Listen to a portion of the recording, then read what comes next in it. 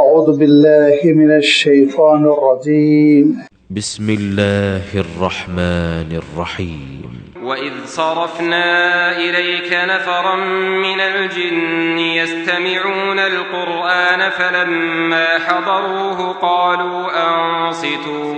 فلما قضي ولوا إلى قومهم منذرين قالوا يا قومنا إنا سمعنا كتابا أنزل من بعد موسى مصدقا لما بين يديه يهدي إلى الحق وإلى طريق مستقيم يا قومنا أجيبوا داعي الله وآمنوا به يغفر لكم من ذنوبكم ويجركم من عذاب أليم ومن لا يجب داعي الله فليس بمعجز في الأرض وليس له من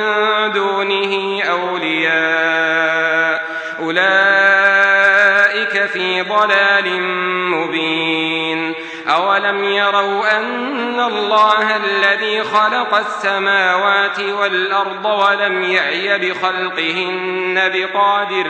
بقادر على أن يحيي الموتى بلى إنه على كل شيء قدير ويوم يعرض الذين كفروا على النار أليس هذا بالحق قالوا بلى وربنا قال فذوقوا العذاب بما كنتم تكفرون فاصبر كما صبر أولو العزم من الرسل ولا تستعجل لهم كأنهم يوم يرون ما يوعدون لم يلبثوا إلا ساعة من نهار بلاغ فهل يهلك إلا القوم الفاسقون. صدق الله العظيم.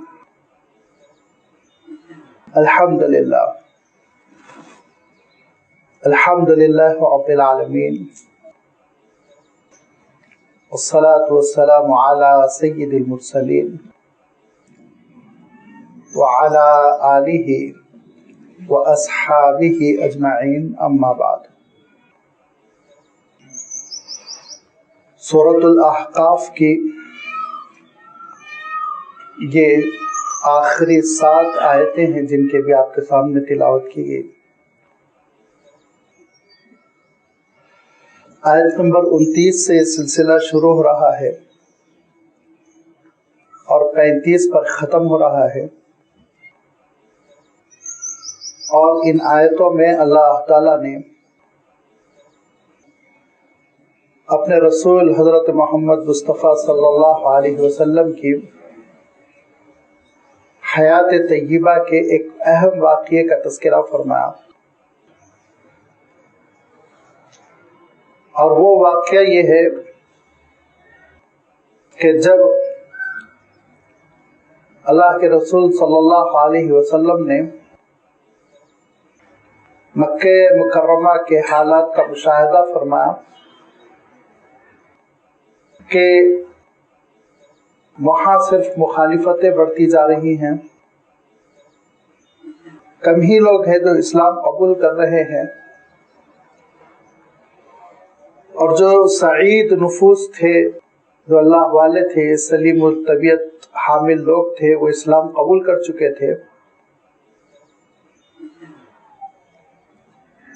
باقی مخالفت کا عالم یہ تھا کہ آپ صلی اللہ علیہ وسلم کا بائیکاٹ کیا گیا تھا. 3 سال تقریباً اللہ کے رسول صلی اللہ علیہ وسلم کو اپنے خاندان والوں کے ساتھ شعب ابی طالب کے علاقے میں، جو دراصل آپ صلی اللہ علیہ وسلم کا ہی محلہ تھا، محصور رہنا پڑا تھا. کھانے پینے کی چیزیں بھی نہیں پہنچ رہی تھی، دوا، علاج، ضروریات کی چیزیں سب پہ انہوں نے روک ٹوک لگا رکھی تھی. جب نبوت کا 10واں سال شروع ہوا، اگرچہ یہ بائیکاٹ تو ختم ہو گیا، لیکن اللہ کے رسول صلی اللہ علیہ وسلم پر اہم صدمے آتے چلے گئے، جس میں آپ کے چچا ابو طالب کی وفات، پھر ام المومنین حضرت خدیجۃ الکبریٰ رضی اللہ تعالی عنہ کی وفات۔ ان حالات میں اللہ کے رسول صلی اللہ علیہ وسلم نے یہ فیصلہ فرمایا کہ مکے سے کچھ دور طائف کے علاقے میں اب اسلام کی کوشش کی جائے، دعوت کی کوشش کی جائے۔ وہاں تشریف لے گئے، لیکن وہاں کے رہنے والوں نے اپنی بدسلوکی میں مکہ مکرمہ کے لوگوں کو بھی پیچھے چھوڑ دیا تھا۔ اپنے بچوں اور غلاموں کو آپ صلی اللہ علیہ وسلم کے پیچھے چھوڑ دیا، جو نہ صرف چیخ پکار کر رہے تھے بلکہ آپ صلی اللہ علیہ وسلم پر پتھروں سے حملہ کر رہے تھے۔ بڑے ٹوٹے ہوئے دل کے ساتھ اللہ کے رسول صلی اللہ علیہ وسلم اس مقام سے لوٹ کر مکہ مکرمہ آ رہے تھے کہ درمیان میں ایک علاقہ ہے جس کو وادی نخلا کہتے ہیں، جس کے دونوں جانب پانی بڑی وافر مقدار میں ہے، اور قافلے عام طور پر اس علاقے میں پڑاؤ ڈالا کرتے تھے۔ وہیں حضور اکرم صلی اللہ علیہ وسلم نے بھی قیام فرمایا۔ عام طور پر روایتوں میں آتا ہے کہ 3 دن سے زائد آپ صلی اللہ علیہ وسلم وہاں ٹھہرے رہے، اور اثناء قیام اللہ کے رسول صلی اللہ علیہ وسلم یا تو تہجد کی نماز پڑھ رہے تھے یا پھر فجر کی، اور آپ صلی اللہ علیہ وسلم تہجد میں بھی قدر بلند آواز میں تلاوت کیا کرتے تھے،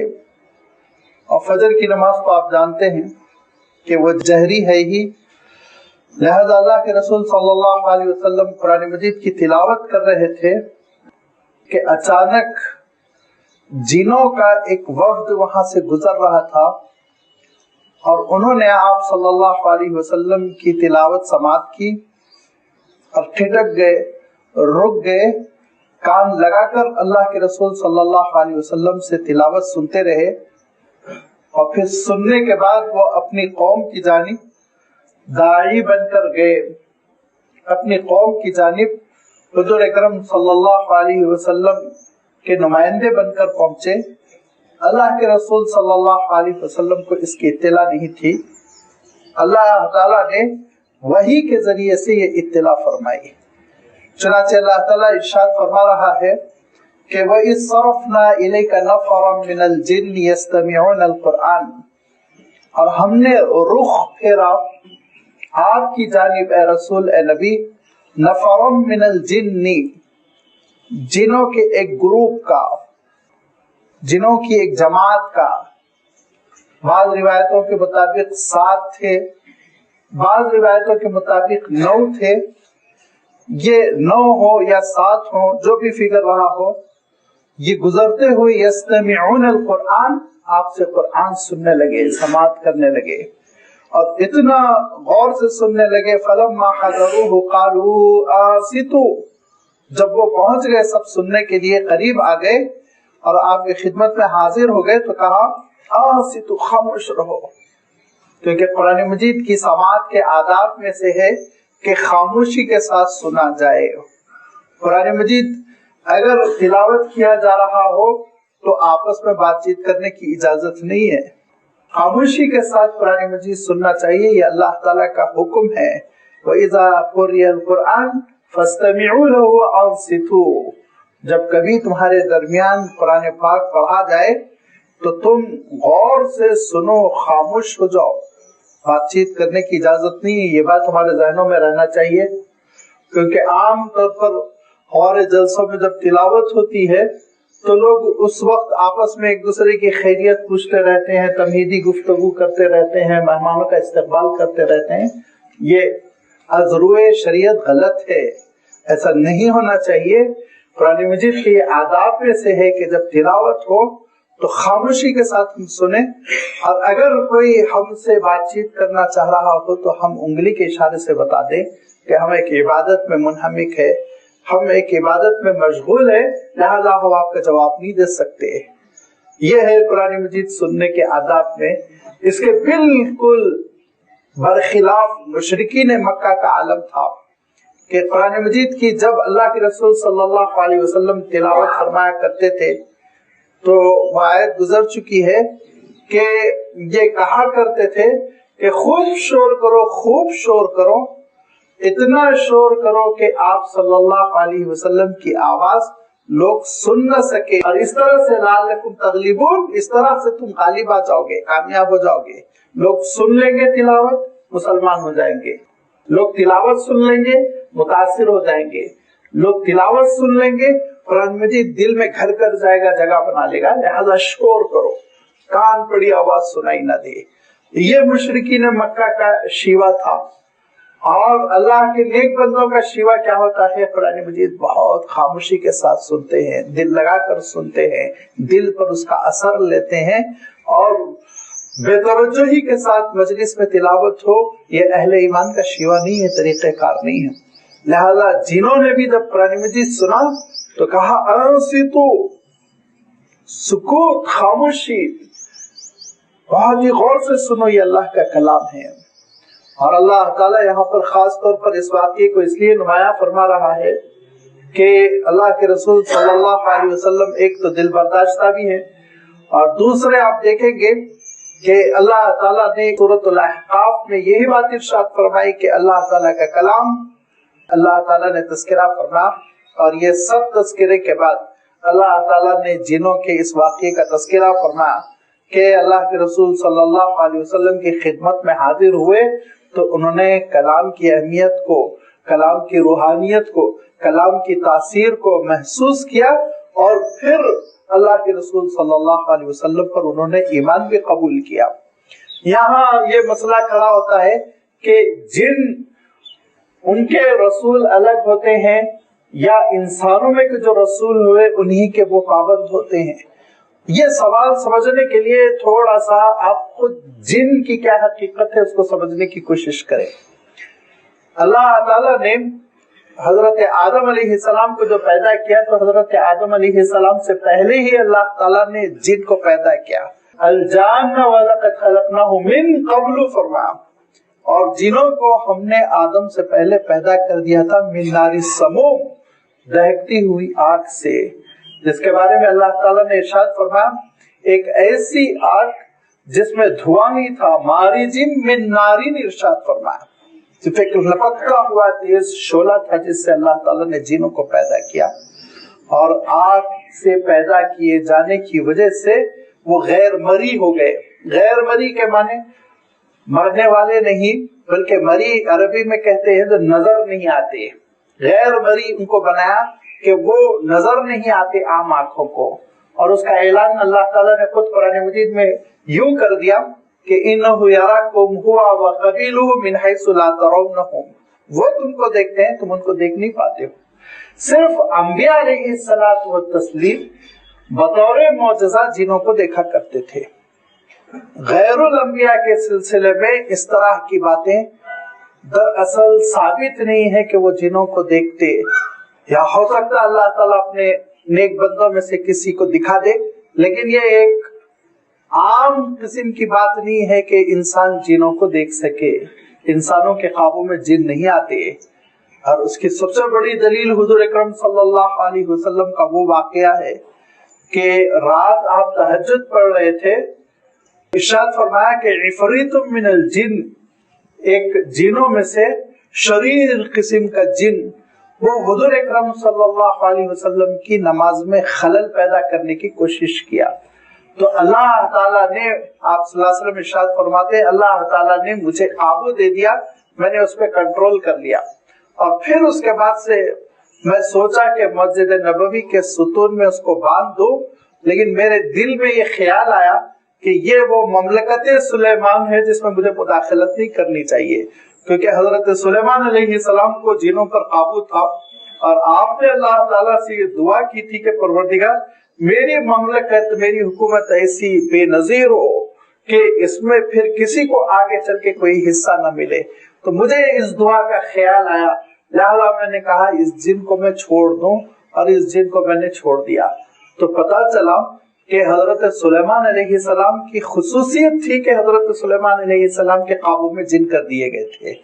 और इस खुसूसियत का अल्लाह के रसूल सल्लल्लाहु अलैहि वसल्लम ने इतना एहतमाम फरमाया कि अल्लाह के रसूल सल्लल्लाहु अलैहि वसल्लम ने उसको बांध कर कैद नहीं किया, छोड़ दिया कि ये हजरत सुलेमान की खुसूसियत है, इस खुसूसियत में मैं क्यों दाखिल हो जाऊं।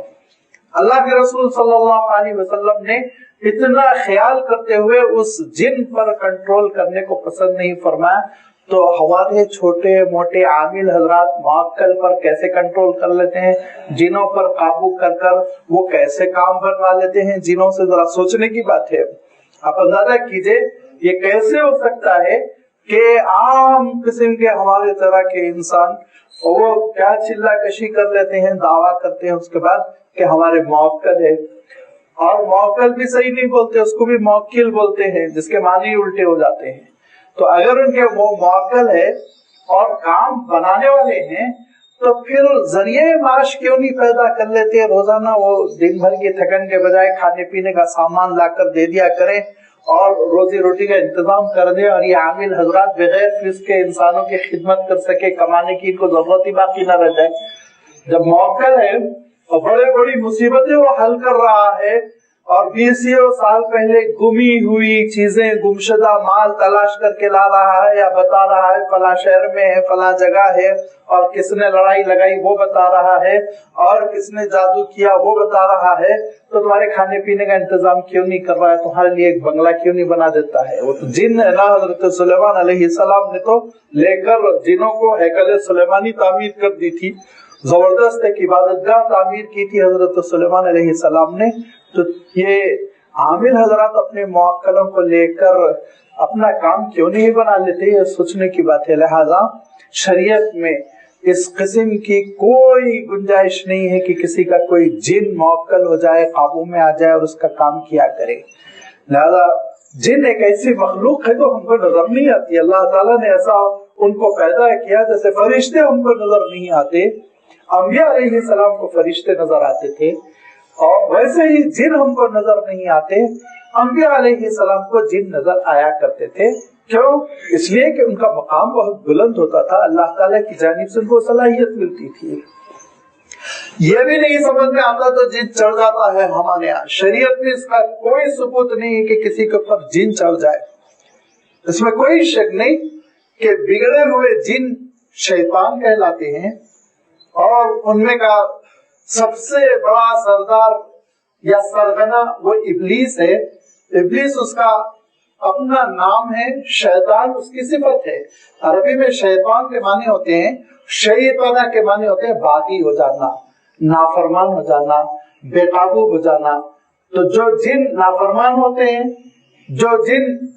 बिगड़े हुए होते हैं, उनके लिए अल्लाह ताला ने सिफत शैतान का तस्करा फरमाया, बेकाबू जिन उसका मफहूम। और उनमें का एक फर्द जो सरगना है उसका नाम है इब्लीस। वो आप जानते हैं सूरतुल बकरा से चला रहा है कि हजरत आदम अलैहिस्सलाम के सामने सजदा करने से इनकार कर कर वैसा बागी हुआ, नाफरमान हुआ कि दुनिया में आकर इंसानों के दिलों में वसवसा डालता है। ये सलाहियत अल्लाह ताला ने दी है कि इंसानों को वसवसा डाले और बुराई की तरफ दावत दे, भटकाने की कोशिश करे। इसीलिए इरशाद फरमाया, दुआ करो मिनल जिन्नति वन नास, कि वो जिन अल्लाह जो वसवसा डालते हैं उनके वसवसों से आप अपनी पनाह में हमको रखिए, आप हमको महफूज रखिए। तो ये सलाहियत तो है, इसमें कोई शक नहीं। और भी ईज़ा रसानी की शक्लें हैं जिसमें ये जिन तकलीफ पहुंचा सकते हैं, इसमें कोई शक नहीं। खुद हुजूर अकरम सल्लल्लाहु अलैहि वसल्लम की हयात तय्यबा में एक ऐसा वाकया हुआ था, और वो वाकया ये था कि एक मर्तबा अबू साइब, एक ताबई हैं अबू साइब रहमतुल्लाह अलैह, वो कहते हैं कि मैं अपने उस्ताद हज़रत अबू सईद खुदरी रज़ियल्लाहु ताला अन्हु से मिलने के लिए गया। तो मैं उनके हुजरे में बैठा हुआ था और वो नमाज पढ़ रहे थे, और एक कोने में जुम्बिश महसूस हो रही थी, हरकत हो रही है, जैसे कोई मूवमेंट हो रही, कोई चीज है। لہذا میں دیکھا وہاں پر سانپ بیٹھا ہوا ہے تو میں فوراً لاٹھی اٹھایا اور اس کو مارنے کے لیے دوڑا تو میرا ہاتھ پکڑا مجھے اور بٹھا لیا، اور بٹھانے کے بعد کہا کہ دیکھو سانپوں کو اس طرح نہ مارا کرو، کیونکہ ہمارے زمانے میں ایک واقعہ ہوا تھا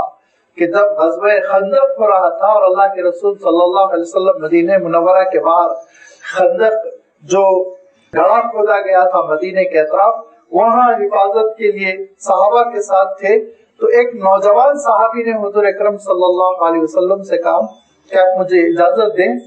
میری نئی شادی ہوئی ہے، میں گھر جاؤں اور ذرا خیریت لے کر آؤں۔ تو حضور اکرم صلی اللہ علیہ وسلم نے کہا شوق سے جاؤ لیکن ہتھیار لے کر جاؤ، راستے میں کوئی دشمن تم کو نقصان نہ پہنچائے۔ لہذا وہ ایک بھالا لے کر چلے۔ جب گھر پہنچے تو دیکھا ان کی نئی نویلی دلہن وہ گھر میں نہیں ہے بلکہ باہر کھڑی ہوئی ہے، تو ان کو برا لگا، اور جب انہوں نے غصے کا اظہار کرنا چاہا تو وہ کہتی ہیں کہ ذرا آپ غصہ چھوڑیے، گھر جا کر تو دیکھیے گھر میں کیا چیز ہے۔ لہذا جیسے ہی گھر میں داخل ہوئے تو دیکھا ایک سانپ بیٹھا ہوا ہے، انہوں نے اپنے نیزے سے وار کیا اور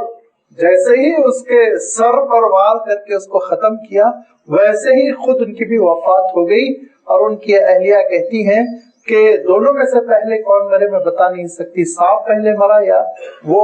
نوجوان۔ حضور اکرم صلی اللہ علیہ وسلم کو اطلاع ہوئی، حضور اکرم صلی اللہ علیہ وسلم نے ارشاد فرمایا انہا عوامر فی بیوتکم، یہ کبھی کبھی جن ہوتے ہیں جو تمہارے گھروں میں آ کے بس جاتے ہیں، لہذا ان کو مارنے سے پہلے تم یہ کیا کرو، اور وہ اس عمل کو تحریج کہتے ہیں۔ تحریج کے معنی یہ ہے کہ سانپ کو مارنے سے پہلے یہ ہم کہیں، عربی میں حضور اکرم صلی اللہ علیہ وسلم نے یہ ارشاد فرمایا کہ انشدکم باللہ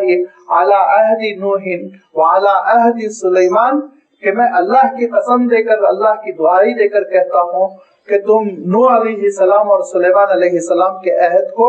یاد رکھو، فلا تؤذوننا، ہم کو تکلیف نہ پہنچاؤ، یہاں سے روانہ ہو جاؤ۔ آپ صلی اللہ علیہ وسلم ارشاد فرماتے ہیں اتنا کہنے کے بعد اگر وہ غائب ہو جائیں تو وہ جن ہے، اور اگر وہ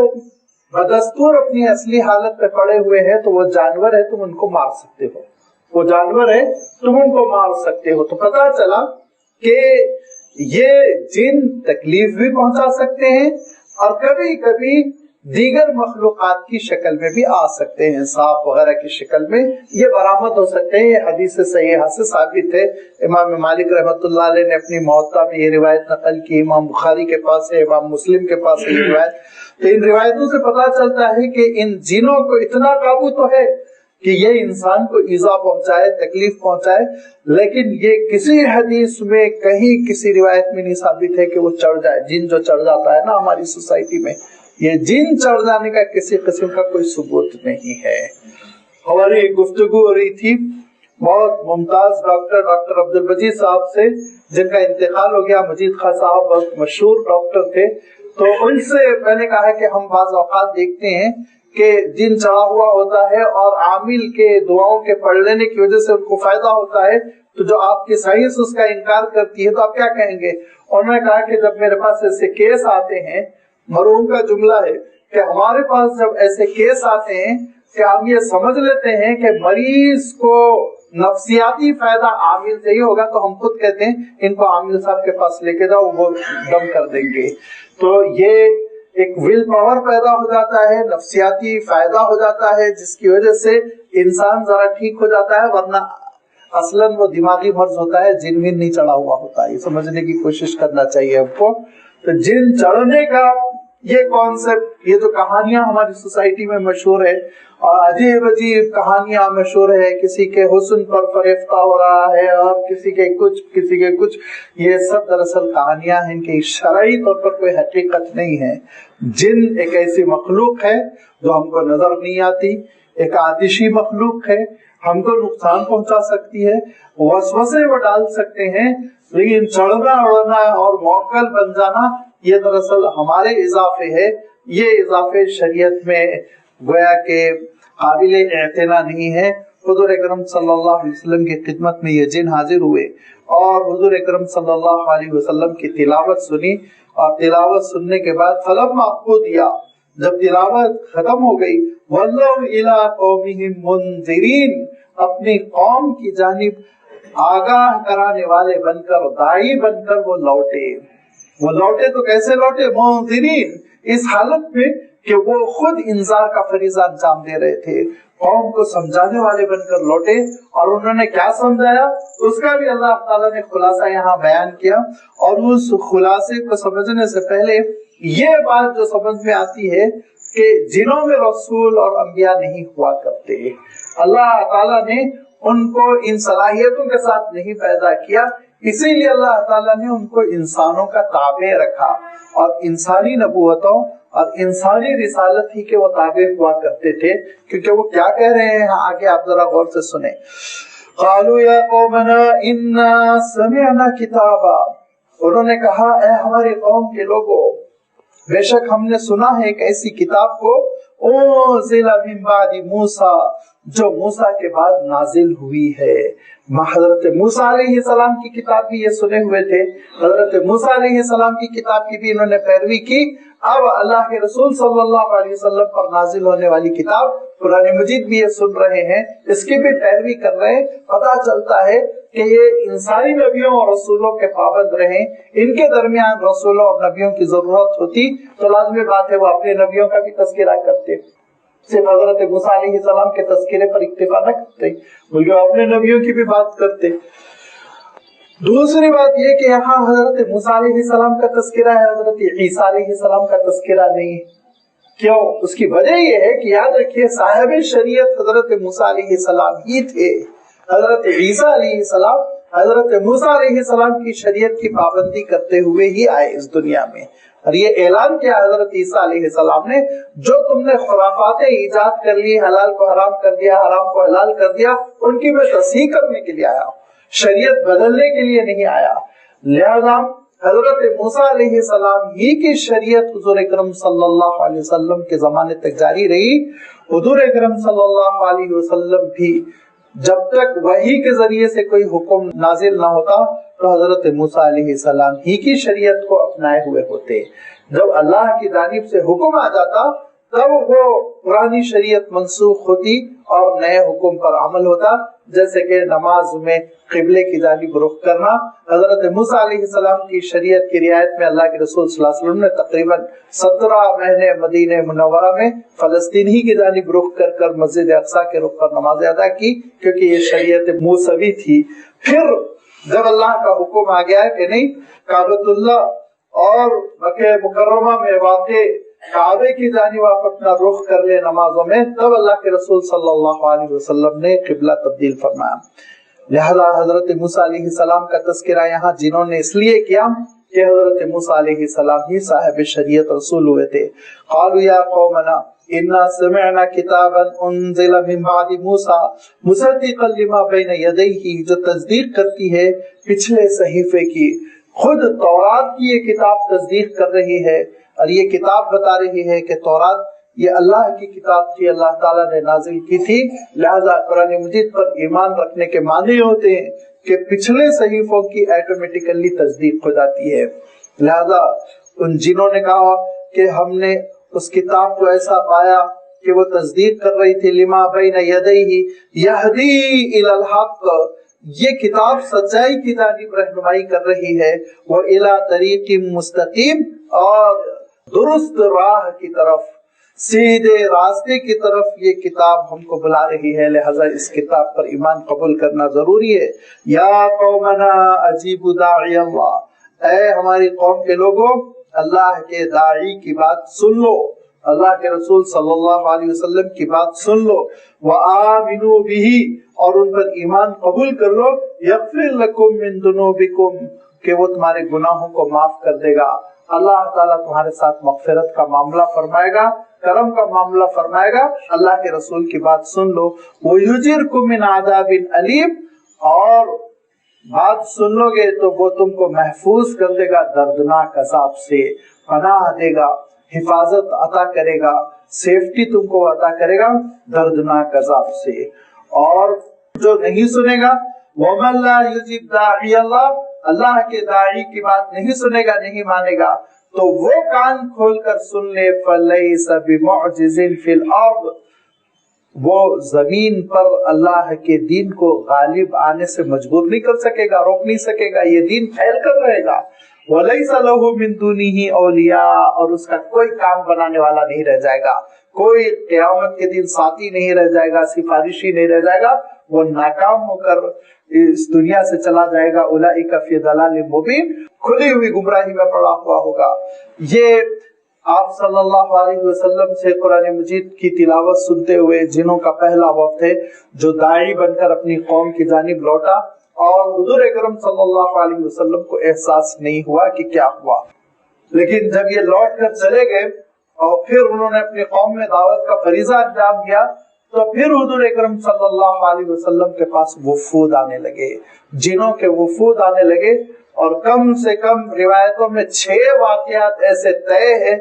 جس میں اللہ کے رسول صلی اللہ علیہ وسلم کی خدمت میں جنوں کی حاضری کی کیفیت بیان کی گئی، جس میں آپ جانتے ہیں کہ ایک حضرت عبداللہ ابن مسعود رضی اللہ تعالیٰ عنہ کی مشہور روایت ہے کہ اللہ کے رسول صلی اللہ علیہ وسلم نے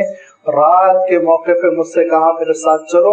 اور مکہ مکرمہ سے باہر نکل جانے کے بعد حضور اکرم صلی اللہ علیہ وسلم نے ایک دائرہ کھینچا اور اس دائرے میں مجھے بٹھا دیا، اس سرکل میں مجھے بٹھا دیا، اور آپ صلی اللہ علیہ وسلم تھوڑا سا آگے بڑھ گئے تو مجھے ایسا لگا تاریکی میں جیسے کہ چیتے ہوں، شیر ہو جمع ہوتے جا رہے ہیں، سائے ہیں بکھر رہے ہیں، ہٹ رہے ہیں، بات چیت، خاموشی، پھر اس کے ایسے حضور اکرم صلی اللہ علیہ وسلم کا کچھ ارشاد فرمانا، میں بے چین رہا کہ میں اس دائرے سے، اس سرکل سے نکلوں، کہیں اللہ کے رسول صلی اللہ علیہ وسلم پر کوئی حملہ تو نہیں ہو رہا ہے، کوئی تکلیف دہ چیز تو نہیں۔ لیکن حضور اکرم صلی اللہ علیہ وسلم کی ہدایت یاد آتی کہ حضور اکرم صلی اللہ علیہ وسلم نے ارشاد فرمایا تھا کہ اس سرکل سے تم باہر نہ نکلنا، اسی لیے میں بیٹھا رہا، صبر کرتا رہا، یہاں تک کہ ایک اچھے خاصے وقفے کے بعد 2-3 گھنٹے کے بعد حضور اکرم صلی اللہ علیہ وسلم واپس تشریف لائے اور مجھ سے کہا کیا تم سو گئے تھے؟ میں نے کہا نہیں، میں بیدار تھا، میں دیکھ رہا تھا، سائے مجھے نظر آ رہے تھے، اچانک وہ سائے فضا میں معلق ہوتے چلے گئے، اڑتے چلے گئے، یہ ساری کیفیت میں نے دیکھی۔ تو حضور اکرم صلی اللہ علیہ وسلم نے ارشاد فرمایا وہ جن تھے، اور نہ صرف یہ کہ ایک کیس میرے پاس لے کر آئے تھے بلکہ اس کے ساتھ ساتھ وہ اسلام کے بارے میں معلومات حاصل کر رہے تھے، اور وہ دین کے بارے میں معلومات حاصل کر رہے تھے، دین کا علم حاصل کرنے کے لیے آئے تھے۔ ایسے کم سے کم روایتوں میں 6 واقعات ہیں، اور انہی واقعات میں سے ایک واقعہ آپ دیکھیں گے سورۃ الجن میں آیا ہے۔ ایک سورت پوری باقی ہے نا، سورۃ الجن، اس لیے کچھ تفصیل میں اٹھا کے رکھ رہا ہوں کہ انشاءاللہ سورۃ الجن جب آئے گی تو اس وقت جنوں کے سلسلے میں کچھ اور باتیں آپ کی خدمت میں عرض کر دوں۔ ابھی میں مختصر اس لیے عرض کیا کہ تھوڑا سا ہمارا جنوں کے سلسلے میں کانسیپٹ صحیح ہو جائے کہ ایک الگ مخلوق ہے، ہم ایک الگ مخلوق ہے، اللہ تعالیٰ نے ان کو ضمنی طور پر انسانوں کے ساتھ پیدا کیا ہے، اصل مطلوب انسان ہے، اسی لیے اللہ تعالیٰ نے انسانوں کو خلافت عرضی عنایت فرمائی، اور اسی لیے اللہ تعالیٰ نے حضرت آدم علیہ السلام کے پتلے کو سجدہ کروایا ہے، اس ابو الجن کے ذریعے سے جو انکار کر کر پھر شیطان بنا۔ یہ ان میں نیک بھی ہوتے ہیں، ان میں برے بھی ہوتے ہیں، بروں کو ہم عام طور پر شیطان کہتے ہیں، جو نیک ہوتے ہیں وہ جن کہلاتے ہیں، ان کی اپنی زندگی ہے، وہ اپنے مسائل اپنے طور پر حل کرتے ہیں۔ اس سے زیادہ تفصیل میں ہم کو جانے کی ضرورت نہیں ہے، قرآن مجید نے اتنا ہی ہم کو تعارف کروایا، اتنے ہی تعارف پر ہم یقین رکھتے ہیں، اور لازمی بات ہے آج تو سائنس بھی اس حقیقت کا اعتراف کر رہی ہے کہ انسان کے علاوہ بھی کوئی مخلوق ہے، اور اس مخلوق کا کبھی کبھی انٹرفیئرنس محسوس ہوتا ہے، مداخلت محسوس ہوتی ہے، بعض نظاموں میں وہ ڈسٹرب کرتے رہتے ہیں، یہ تو آج موجودہ دور کی سائنس بھی مان رہی ہے۔ لازمی بات ہے جو چیز نظر نہیں آتی وہ چیز دنیا میں نہ ہو، یہ کوئی کلیہ نہیں ہے۔ اگر ایسا کلیہ ہے تو پھر وائرس کوئی کلیہ نہیں ہے، وائرل انفیکشن ہوتا ہے، وائرس پھیل جاتے ہیں، اس کو کہاں کوئی دیکھ رہا ہے، لیکن ایک حقیقت ہے، سائنس کی دنیا مانتی۔ ایسے ہی جن بھی ایک حقیقت ہے، اور اس حقیقت کا قرآن مجید نے جتنا تعارف کرایا اتنا ایمان رکھنا ہمارے لیے کافی ہے، اس سے زیادہ پریشان ہونے کی ضرورت نہیں۔ خود جنہوں نے سورۃ الجن میں آئے گی، جنہوں نے کہا کہ اتنی عجیب بات ہے کہ بعض انسان ہم سے ڈر کر وہ ہم سے پناہ مانگتے ہیں اور چاہتے ہیں کہ ہم میں سے بعض جن ان کے کام آ جائیں، ان کو بچائیں، ان کے موکل بن جائیں اور ان کا یہ کام بنائے، ان کا یہ کام بگاڑے۔ تو انہوں نے خود حیرت کی کہ حضرت انسان اتنے کمزور ہو گئے، ہمارے سامنے یہ گھٹنے ٹیک رہے ہیں، انسانوں کو کسی کے سامنے گھٹنے ٹیکنے کی ضرورت نہیں۔ ہاں اس میں کوئی شک نہیں، دعائیں ہیں، حضور اکرم صلی اللہ علیہ وسلم نے دعائیں بتائی، قرآن مجید میں اللہ تعالیٰ نے بتایا کہ وہ وسوسے ڈالتے ہیں، بھٹکاتے ہیں، گمراہ کرنے کی کوشش کرتے ہیں، لہذا تعوذ پڑھا کرو، لا حول ولا قوت پڑھا کرو، آیت الکرسی پڑھا کرو۔ حضرت ابو ہریرہ رضی اللہ تعالیٰ عنہ کا مشہور واقعہ ہے جس کی تفصیل تو میں نہیں بیان کروں گا۔ حضور اکرم صلی اللہ علیہ وسلم نے مسجد نبوی میں بیت المال کا کچھ اثاثہ تھا، اس کی نگرانی کے لیے حضرت ابو ہریرہ کو کہا رات میں تم نگرانی کرنا، چوری نہ ہو جائے۔ رات میں ایک چور آیا اور اس نے چرانے کی کوشش کی، حضرت ابو ہریرہ نے پکڑ کر کہا میں حضور کی خدمت تجھے پیش کروں گا۔ اس نے کہا کہ بہت مسکین مصیبت زدہ، آج معاف کر دو، آئندہ میں نہیں آؤں گا۔ صبح حضور اکرم صلی اللہ علیہ وسلم کی خدمت میں ماجرا حضرت ابو ہریرہ نے رکھا تو حضور اکرم صلی اللہ علیہ وسلم نے کہا اگر وہ سچا ہے تو کل نہیں آئے گا۔ اب حضرت ابو ہریرہ اور الرٹ رہے کہ اگر سچا ہے تو آج نہیں آئے گا، اگر آج آیا تو جھوٹا ہے۔ لہذا پھر رات کو آیا، پھر اس مال پہ ہاتھ ڈالنے کی کوشش کی، پھر حضرت ابو ہریرہ نے پکڑا اور کہا میں تجھے حضور کی خدمت میں پیش کر کے ہی چھوڑوں گا۔ انہوں نے بڑی معافی مانگی، کل ایسی غلطی ہرگز نہیں کروں گا، اب میں نہیں آؤں گا، مصیبت زدہ ہوں اور فقیر ہوں، گھر میں کھانے کے لیے کچھ نہیں ہے۔ لہذا پھر حضرت ابو ہریرہ نے چھوڑ دیا۔ پھر حضور اکرم صلی اللہ علیہ وسلم نے کہا ٹھیک ہے لیکن یاد رکھو اگر وہ سچا ہے تو پھر اب نہیں آئے گا۔ لیکن تیسری رات پھر آیا، واقعے کی پوری جزویات میں نہیں بیان کر رہا ہوں، تیسری رات آیا تو حضرت ابو ہریرہ نے کہا آج تو فائنل ہے، پیش کر کے ہی رہوں گا۔ اس نے کہا نہیں میں اب نہیں آؤں گا، اور میں آپ کو ایک ایسی آیت بتلا دیتا ہوں، ایک ایسا عمل بتلا دیتا ہوں جس کی وجہ سے آپ ساری خباثتوں سے اور یہ جنوں وغیرہ یہ ساری چیزوں سے آپ محفوظ رہیں گے۔ تو فرمایا کون سی آیت؟ تو حضرت ابو ہریرہ کو اس نے آیت الکرسی پڑھ کر سنا دی اور کہا یہ وہ آیت ہے جو قرآن مجید کی اہم ترین اعظم آیت فی القرآن الکریم، عظیم الشان آیت ہے، اس سے آپ جنوں کے فتنوں سے، آسیبی فتنوں سے محفوظ رہیں گے۔ چلا گیا، صبح پوچھا حضور اکرم صلی اللہ علیہ وسلم نے رات کیا ہوا ابو ہریرہ؟ تو حضرت ابو ہریرہ نے کہا پھر آیا تھا وہ چور، لیکن اس چور نے یہ آیت سنائی اور کہا کہ مجھے اجازت دے دو، آج آخری بارے میں نہیں آؤں گا۔ حضور نے فرمایا اب وہ نہیں آئے گا۔ اور وہ چور دراصل انسان نہیں تھا، رات کے اندھیرے میں جن تھا جو آ رہا تھا تم کو پریشان کرنے کے لیے۔ اور جہاں تک اس نے آیت الکرسی کے سلسلے میں بات کہی وہ بات اس کی سچی اور پکی ہے، یہ آپ صلی اللہ علیہ وسلم نے ارشاد فرمایا۔ لہذا یہ صاف پتہ چلا کہ قرآن مجید کی آیتوں کے ذریعے سے، دعاؤں کے ذریعے سے ہم ان جنوں کی آزمائشوں سے، مصیبتوں سے، ان کے وبال سے محفوظ رہ سکتے ہیں۔ اس سے زیادہ ادھر ادھر بھاگنے کی ضرورت نہیں ہے۔ ارشاد فرمایا کہ جو اللہ کے رسول کی بات سن لے گا وہ کامیاب ہوگا، اللہ تعالیٰ اس کے گناہوں کو معاف فرما دے گا۔ جو نہیں سنے گا وہ برباد بھی ہوگا، گمراہی میں بھی ہے، اس کا کوئی ساز نہیں، کام بنانے والا نہیں۔ اور اس کے ساتھ ساتھ یاد رکھے کہ وہ دنیا میں اللہ اور اس کے رسول کو مجبور نہیں کر سکتا، اسلام پھیل کر رہے گا، دین پھیل کر رہے گا۔ کہ کس کا دین ہے؟ اولم یرو ان اللہ الذی خلق السماوات والارض، یہ اسی اللہ تعالیٰ کا دین ہے جس نے آسمانوں اور زمین کو پیدا کیا۔ ولم یعی بخلقہن، اور ان ساری چیزوں کی پیدائش، ان سب کا پیدا کرنا اللہ تعالیٰ کو ذرہ برابر نہیں تھکایا، پریشانی کی، مصیبت کی کوئی بات نہیں، بالکل آرام سے کن کہا پروردگار نے، فیکون، ساری چیزیں وجود پا گئی۔ اور ان ساری چیزوں کے پیدا کرنے پر ایسا قادر جس کو کوئی تنگی اور کسی قسم کی الجھن، تھکن، رکاوٹ نہیں پیش آئی، کیا وہ اس بات پر قادر نہیں ہے اعلیٰ یحیی الموتیٰ کہ مردوں کو دوبارہ زندہ کر دے؟ بھلا ضرور، وہ ضرور مردوں کو زندہ کرے گا، میدان حشر میں جمع کرے گا۔ انہ علی کل شیء قدیر، وہ ہر چیز پر قادر ہے، کوئی چیز اس کے قدرت سے باہر نہیں۔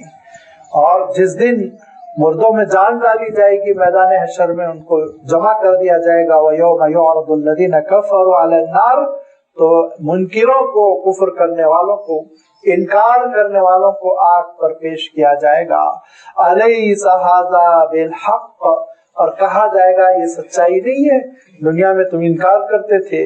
اور اس کو سچائی ماننے سے منکر ہوتے تھے، تیار نہیں ہوتے تھے کہ یہ سچائی ہے. آج کیا یہ سچائی تم کو نظر نہیں آ رہی ہے؟ قالوا بلا وربنا، تو وہ کہیں گے ہمارے رب کی قسم یہ سچائی ہے. آخرت ایک سچائی ہے، ایک حقیقت ہے، ایک شدنی حقیقت ہے، عذاب ایک حقیقت ہے، اور جنت ایک حقیقت ہے، جہنم ایک حقیقت ہے. ساری چیزوں کا اس دن وہ اعلان کریں گے. لیکن قال فذوقوا العذاب بما کنتم تکفرون، دنیا کی زندگی میں جو تم کفر کرتے رہے، کفر کے نتیجے میں جو بغاوت کرتے رہے، کفر کے نتیجے میں جو تم انکار کرتے رہے، نبیوں اور رسولوں کی مخالفت کرتے رہے، اس کا انجام یہ ہے کہ آج تم کو عذاب کا مزہ بھگتنا ہے، چکنا ہے. قال فذوقوا، کہے گا اللہ تعالیٰ چکھو العذاب، عذاب کا مزہ، بما کنتم تکفرون، کفر کرنے کی وجہ سے اور مستقل کفر پر مر جانے کی وجہ سے، کفر ہی پر جینے کی وجہ سے اس سزا کا مزہ تم کو چکھنا ہے. یہ اللہ تعالیٰ کا دین ہے جو غالب آ کر رہے گا. ارشاد فرمائے ان کے کفر کی وجہ سے، ان کے انکار کی وجہ سے، ان کی ہٹ دھرمی کی وجہ سے، ان کی سرگرمیوں کی وجہ سے اللہ تعالیٰ کا دین زمین سے اٹھ جائے، ختم ہو جائے، ایسا ہوگا نہیں. لیکن اس کے لیے ضرورت کیا ہوتی ہے؟ ثابت قدمی اہل دین کی، اور اللہ تعالیٰ کے دین کی دعوت کو لے کر چلنے والوں کی یہ ذمہ داری ہوتی ہے وہ ثابت قدم رہے، ان کے پیر نہ اکھڑ جائے، وہ استقامت کے ساتھ جمے رہیں، جس کا ان صورتوں میں بار بار تذکرہ آ رہا ہے. لہذا اپنے رسول سے خطاب کر کے ارشاد فرمایا فاصبر کما صبر اولو العزم من الرسل، اے نبی آپ صبر کریں جس طرح صبر کیا اولو العزم رسولوں نے. اولو العزم مانے بڑی عظیمت والے، بڑی ہمت والے اور بہت ہی عزم رکھنے والے جو رسول رہے. ان رسولوں نے جس طرح ثابت قدمی کا مظاہرہ کیا ہے، رسول آپ بھی ثابت قدمی کا مظاہرہ کیجئے. آپ ذرا غور کیجئے، میں نے تمہید میں عرض کیا تھا یہ آیتیں کب نازل ہو رہی ہیں؟ یہ آیتیں نازل ہو رہی ہیں اس وقت جبکہ اللہ کے رسول صلی اللہ علیہ وسلم 10 سالوں کی مخالفت سے بیزار ہو کر، اگر بیزار ہونے کا لفظ صحیح ہے، ورنہ 10 سالوں کی جد و جہد کے بعد اللہ کے رسول صلی اللہ علیہ وسلم شکستہ خاطر ہو کر طائف تشریف لے گئے، اور طائف میں تو اور صورتحال ابتر ہو گئی، اور مخالفت بڑھ کر وہاں سامنے آئی، اور اللہ کے رسول صلی اللہ علیہ وسلم ثابت قدمی کے ساتھ لوٹ رہے ہیں کہ یہ جنوں کا واقعہ پیش آیا، جنوں کا وفد حاضر ہوا، حضور اکرم صلی اللہ علیہ وسلم سے اللہ تعالیٰ کا کلام سنا، وہ دائی بن کر چلے گئے. اب اللہ کے رسول صلی اللہ علیہ وسلم سے خطاب ہے آپ ثابت قدم رہیں جیسے کہ پچھلے رسولوں میں سے صاحب عظیمت اولو العزم رسول ثابت قدم رہے. یوں تو ہر رسول صاحب عظیمت ہوتا ہے، یاد رکھیے، اولو العزم ہوتا ہے، لیکن ان رسولوں میں سے 5 رسولوں کو یہ مقام حاصل ہے کہ ان کی عظیمت بہت اعلیٰ درجے کی رہی، ان کی عظمت، ان کی ثابت قدمی، ان کی قربانیاں، جس میں پہلے رسول ہے حضرت نوح علیہ الصلاۃ والتسلیم کہ 950 سال اللہ تعالیٰ کے دین کی جانب بلاتے رہے، جدوجہد کرتے رہے، مخالفتیں سنتے رہے، بدتمیزیاں سہتے رہے. آخر کار اللہ تعالیٰ کا حکم ہوا حضرت نوح علیہ السلام کو کہ آپ ایک کشتی بنائیں، سفینہ بنائے. کشتی بنا رہے ہیں حضرت نوح علیہ السلام، اور ایمان لانے والے وہ تھوڑے سے آپ کے ساتھی جو کمزور ہیں، نہتے ہیں، وہ بھی آپ کے ساتھ خدمت میں لگے ہوئے. کوئی درخت کاٹ کر لا رہا ہے، کوئی کیل کاٹا تیار کر رہا ہے، تختے جوڑے جا رہے ہیں، کشتی بن رہی ہے، سفینہ بن رہا ہے. کلما مر علیہ الملأ سخروا منہ، مذاق اڑا رہے ہیں، دل لگی کر رہے ہیں آپ کے ساتھ، بدتمیزی کر رہے ہیں. لیکن حضرت نوح علیہ السلام صبر کر رہے ہیں کہ اتنی لمبی دعوتی کوششوں کے باوجود اس طرح کی بدتمیزیوں کا سامنا کرنا، حضرت نوح علیہ السلام صبر کرتے ہوئے ایک وقت آتا ہے کہ سیلاب آ گیا، طوفان آ گیا، پھر حضرت نوح علیہ السلام دعوت دے رہے ہیں، آ جاؤ میری کشتی میں، چھوڑ دو کفر، چھوڑ دو شرک کی ناپاکیوں کو، آ جاؤ میرے ساتھ ہو جاؤ۔ آج اللہ تعالیٰ کے اس عذاب سے سوائے اللہ تعالیٰ کی رحمت کی کوئی چیز بچا نہیں سکتی، لیکن اس کے باوجود حضرت نوح علیہ السلام کی بات نہیں سنی گئی۔ لوگ تباہ ہو رہے ہیں، برباد ہو رہے ہیں، اور ان تباہ ہونے والوں میں، برباد ہونے والوں میں خود حضرت نوح علیہ السلام کا اپنا فرزند وہ بھی تباہ ہوا، برباد ہوا، لیکن حضرت نوح علیہ السلام ثابت قدم رہے، صبر کرتے رہے۔ پھر حضرت ابراہیم علیہ السلام دوسرے نمبر پر آتے ہیں، جن کا عالم یہ ہوا کہ اللہ تعالیٰ کا اس کی کبریائی اور اس کی عظمت بلند کی، توحید کا نعرہ بلند کیا تو آگ میں پھینک دیے گئے، زندہ سلامت برآمد ہوئے۔ اس کے بعد بادشاہ نے طلب کیا اور پھر ڈرایا دھمکایا، بہت کوشش کی کہ حضرت ابراہیم علیہ السلام دعوت حق کو چھوڑ دیں، لیکن حضرت ابراہیم علیہ السلام ثابت قدم۔ اس کے بعد پھر خود والد کہتے ہیں وَاجُرْنِ مَلِيًّا، اب یہاں سے چلتے بنو، نکل جاؤ فوراً، جلد از جلد تم یہاں سے چلے جاؤ۔ حضرت ابراہیم علیہ السلام رو پڑے، ایک طرف ماں باپ کی محبت ہے، گھر، خاندان، قبیلہ، اور دوسری طرف اللہ کا دین، اللہ کا حکم۔ حضرت ابراہیم علیہ السلام اجنبی علاقوں کی جانب پیدل بغیر کسی سواری کے چل پڑے، چھوٹا سا قافلہ ہے اور چند ہی لوگ ہیں، لیکن چلتے چلے جا رہے ہیں، چلتے چلے جا رہے ہیں، مصر پہنچ گئے، مصر سے شام پہنچ گئے، لیکن اللہ تعالیٰ کے دین پر ثابت قدم۔ یہ دوسرے اولو العزم من الرسول میں سے ہے۔ اور تیسرے حضرت موسیٰ علیہ السلام ہے کہ بچپن سے مصیبتیں سہ رہے ہیں، اور پھر جانتے ہیں آپ کہ ان کو صندوق میں ڈالا گیا، پانی کے نظر کر دیا گیا، پھر اس کے بعد سے جوانی ہوئی، ایک جھگڑا ہو گیا، ملک چھوڑنا پڑا، پھر اس کے بعد سے فرعون کو للکارا، اور جدوجہد چل رہی ہے، حکومت مخالف ہے، سارے راستے بند کر دیے گئے، کھانے پینے کی پریشانیاں، جینا دو بھر، لیکن بنی اسرائیل کی تربیت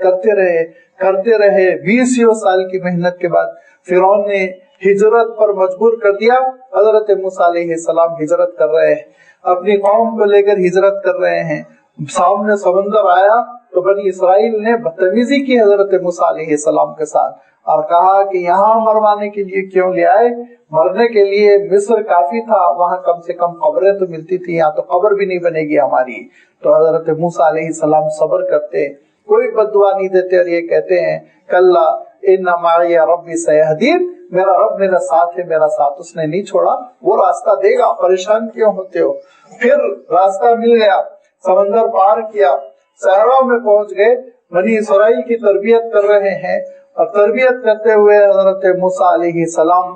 جب حضرت ہارون علیہ السلام کے ساتھ ایک دعوتی مشن پر گئے، اور حضرت ہارون علیہ السلام کی وفات ہو گئی، تو بنی اسرائیل کر رہے ہیں کہ موسیٰ علیہ السلام نے حضرت ہارون کو قتل کر دیا، نعوذ باللہ۔ حضرت موسیٰ علیہ السلام صبر کر رہے ہیں، پھر اس پر بس نہیں چلا،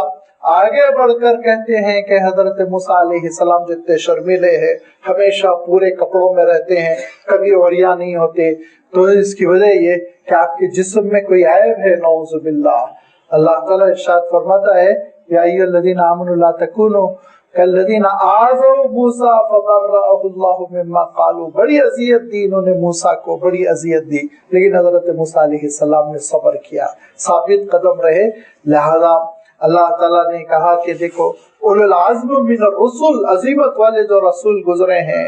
حضرت نوح، حضرت ابراہیم، حضرت موسیٰ، اور پھر حضرت عیسیٰ علیہ السلام کہ جن کا عالم یہ ہوا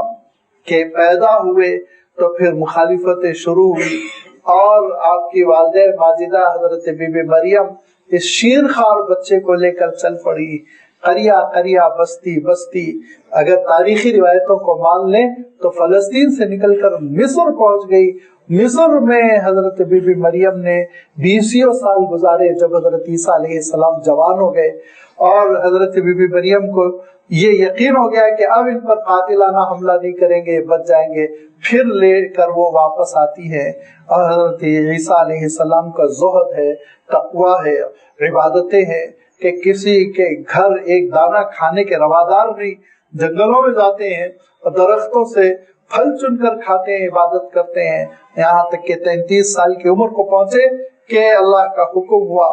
کہ آپ رسالت پہنچائے اور نبی اور رسول کی حیثیت سے آپ خدمات انجام دیں، بلکہ 30 سال ہی کی عمر میں۔ اور حضرت عیسیٰ علیہ السلام نے اللہ کا دین پہنچانا جب شروع کر دیا تو ان کا عالم یہ ہوا کہ حضرت عیسیٰ علیہ السلام پر ٹوٹ پڑے، اور ٹوٹ پڑے تو ٹوٹ پڑے۔ تو یاد رکھیے کہ کفر، مخالفت اور بات نہ ماننا یہ انسان برداشت کر سکتا ہے، لیکن کیا کیا انہوں نے حضرت عیسیٰ علیہ السلام کے ساتھ آخری درجے کی بدتمیزی کی، اور یہ کہا بِكُفْرِهِمْ وَقَالِهِمْ عَلَى مَرْيَمَ بُهْتَانًا عَظِيمًا، حضرت بی بی مریم پر بھی بہتان لگا دیا، آپ کی ماں کو بھی رسوا کر رہے ہیں، آپ کی ماں کے سلسلے میں بھی بدتمیزی کر رہے ہیں، اور کہہ رہے ہیں کہ کہاں سے تم آ گئے، تمہارے ابا کون تھے ذرا بتلاؤ۔ لیکن حضرت عیسیٰ علیہ السلام ثابت قدم، اور پھر حضرت عیسیٰ علیہ السلام کو سولی پر چڑھانے کی سازش۔ لہذا یہ چوتھے اللہ کے صاحب عظیمت اولو العزم من الرسل میں یہ چوتھا نام ہے، اور 5واں نام تو آپ جانتے ہیں، خود آپ صلی اللہ علیہ وسلم کا ہے۔ تو فرمایا فاصبر کما صبر اولو العزم من الرسل، لہذا اللہ تعالیٰ نے حکم دیا ثابت قدم رہے آپ، جیسے کہ ثابت قدم رہے پچھلے وہ رسول جو عظیمت والے تھے۔ ولا تستعجل لهم، آپ ان کے لیے جلدی نہ کریں، یہ 10 سال کی تو ہو گئی مخالفتیں، اور بھی مخالفتیں ہوں گی۔ اب اللہ کے رسول صلی اللہ علیہ وسلم قرآن مجید کے تقاضے پر ایسے جمے ہوئے ہیں، ایسے ثابت قدم ہیں کہ پھر 3 سال کے بعد ہجرت ہو گئی، مکہ مکرمہ کے 13 سال ہو گئے، مدینہ منورہ میں پہلا سال گزرا کہ بدر کے میدان میں حملہ، دوسرا سال گزرا کہ پھر احد کے میدان میں جنگ، اور اس میں قریبی رشتہ دار بھی شہید ہو رہے ہیں، اور پھر اس میں عالم یہ ہو رہا ہے کہ مخالفت پہ مخالفت، اور حالات بدل گئی۔ اور اس جنگ کے سلسلے میں اس سے پہلے وضاحت آ چکی ہے کہ جیتی ہوئی جنگ شام میں ایک چھوٹی سی کوتاہی کی وجہ سے شکست میں تبدیل ہو گئی، اور دشمن کو موقع مل گیا۔ حضور اکرم صلی اللہ علیہ وسلم تک دشمن پہنچا، شام کا اندھیرا ہو رہا ہے، سورج ڈوبا جا رہا ہے، مسلمانوں کے پیر اکھڑ چکے ہیں، دشمن حضور اکرم صلی اللہ علیہ وسلم کے قریب پہنچ چکا ہے، اور اللہ کے رسول صلی اللہ علیہ وسلم کا عالم یہ ہے کہ اللہ کے رسول صلی اللہ علیہ وسلم مسلمانوں کو دعوت دے رہے ہیں، لیکن اس کیفیت میں نہیں ہے کہ مسلمان لوٹ کر حضور اکرم صلی اللہ علیہ وسلم کے قریب پہنچ سکے۔ اللہ تعالیٰ ارشاد فرماتا ہے کہ تم میں سے کوئی شخص ایسا نہیں رہ گیا تھا جو لوٹ کر حضور کی خدمت تک پہنچے، فَأَصَابَتْكُمْ غَمًّا بِغَمٍّ، تو پھر تم کو دوہرا صدمہ لگا کہ خود اللہ کے رسول صلی اللہ علیہ وسلم پر حملہ ہوا، بے ہوش ہوئے، اور پھر اس کے بعد سے حضور اکرم صلی اللہ علیہ وسلم کو ہوش آیا، اور اس کے بعد حضور اکرم صلی اللہ علیہ وسلم سے کہا کہنے والے نے بددعا کیجئے، تو حضور اکرم صلی اللہ علیہ وسلم نے بددعا نہیں کی۔ کیوں؟ فَاصْبِرْ كَمَا صَبَرَ أُولُو الْعَزْمِ مِنَ الرُّسُلِ، کہ اہل عظیمت رسولوں کی طرح اب آپ کو صبر کرنا ہے۔ اللہ کے رسول صلی اللہ علیہ وسلم صبر کرتے رہے۔ وَلَا تَسْتَعْجِلْ لَهُمْ، عجلت آپ نہ کریں، فتح آئے گی، کامرانی آئے گی۔ كَأَنَّهُمْ يَوْمَ يَرَوْنَ مَا يُوعَدُونَ لَمْ يَلْبَثُوا إِلَّا سَاعَةً مِّن نَّهَارٍ، عالم ان کا یہ ہوگا کہ جس دن کوئی دھمکی ان کو دی جا رہی ہے، خبر دی جا رہی ہے قیامت کی، میدان حشر کی، اس دن جب وہ پہنچیں گے میدان حشر میں تو ان کو ایسا لگے گا لم یلبثوا الا ساعة من نہار، دن کا ایک حصہ بس وہ دنیا میں بتا کر آئے ہیں، دنیا میں دن کے چند گھنٹے گزار کر آئے ہیں، اس سے زیادہ وہ نہیں گزارے ہیں۔ بلاغ یہ ہے تبلیغ، پہنچانا، اے نبی آپ پہنچا دیجئے۔ فَهَلْ يُهْلَكُ إِلَّا الْقَوْمُ الْفَاسِقُونَ، تو کیا ہلاک نہیں ہوتا مگر وہی، ہلاک نہیں ہوتا مگر وہی جو اللہ کے حکم سے باغی ہوتا ہے، اللہ کے حکم کو چھوڑ دیتا ہے، وہی دراصل ہلاک ہوتا ہے، وہی تہس نہس کیا جاتا ہے، اور اسی پر اللہ کی سزا کے فیصلے آتے ہیں۔ کیسے فیصلے آتے ہیں؟ سورۃ الاحقاف مکی سورت، اس کے بعد بعد آپ دیکھیں گے سورہ محمد مدنی سورت، اور سورہ محمد میں اللہ تعالیٰ نے پھر حضور اکرم صلی اللہ علیہ وسلم کی کامیابیوں کا تذکرہ فرمایا کہ صبر کا کیا نتیجہ برآمد ہوا، آپ صلی اللہ علیہ وسلم کی ثابت قدمی کیا رنگ لائی، کیسی فتوحات ملی، کیسے کفر کی کمر ٹوٹی، اور وہ آپ سورہ محمد میں آپ دیکھیں گے جو انشاءاللہ آئندہ شروع ہوگی۔ وآخر دعوانا ان الحمدللہ رب العالمین۔